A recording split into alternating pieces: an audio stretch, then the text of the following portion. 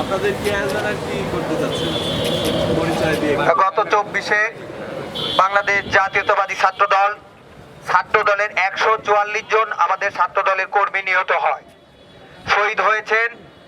তার 1 বছর পূর্তিতে আজকে নাটোর জেলা ছাত্র দল কর্তৃক আয়োজিত স্মরণ সভায়, শহীদদের স্মরণে স্মরণ সভায় আজকে উপস্থিত থাকবেন আমাদের নাটোরের গণমানুষের নেতা, নাটোরের প্রত্যক্ষ ভোটে নির্বাচিত সাবেক এমপি, সাবেক মন্ত্রী, জননেতা অ্যাডভোকেট এম রুহুল কুদ্দুস তালুকদার দুলু ভাইয়ের আগমন উপলক্ষে এবং শহীদদের স্মরণে আজকে আমরা হালসা ইউনিয়ন ছাত্র দলের শত শত নেতা কর্মী এই নাটোরের রাজপথে আমরা হাজির হয়েছি।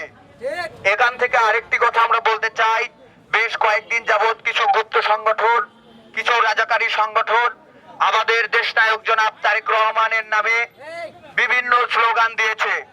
আমরা এই স্লোগানের বিপরীতে বলতে চাই, আমরা এই নাটোর থেকে একটি কথা বলতে চাই, কোন গুপ্ত সংগঠনের স্থান এই নাটোরের রাজপথে হবে না।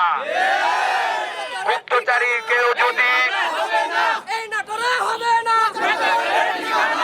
আমাদের দেশ নায়ক জনাব তারেক রহমানকে নিয়ে যদি আর কোন ষড়যন্ত্র করা হয়, আমরা হালসা ইউনিয়ন ছাত্র দলের পক্ষ থেকে বলতে চাচ্ছি, আমরা এই নাটোরের মাটিতে আমরা তাদের মোকাবেলা করব। তাই আপনারা সাবধান হয়ে যান। আমাদের দেশ নায়ক জনাব তারেক রহমানের বিরুদ্ধে আর কোনো কথা, আর কোনো শব্দ আমরা এই নাটোরে দেখতে চাই না।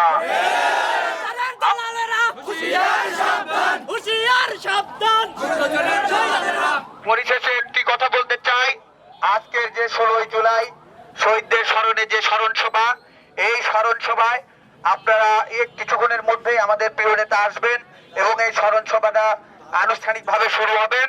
আপনারা যে যেখানে আছেন সবাই দলে দলে আমাদের এই স্মরণ সভায়, শহীদদের স্মরণে স্মরণ সভায় উপস্থিত থাকবেন। এ বলে আমি আমার কথা শেষ করছি।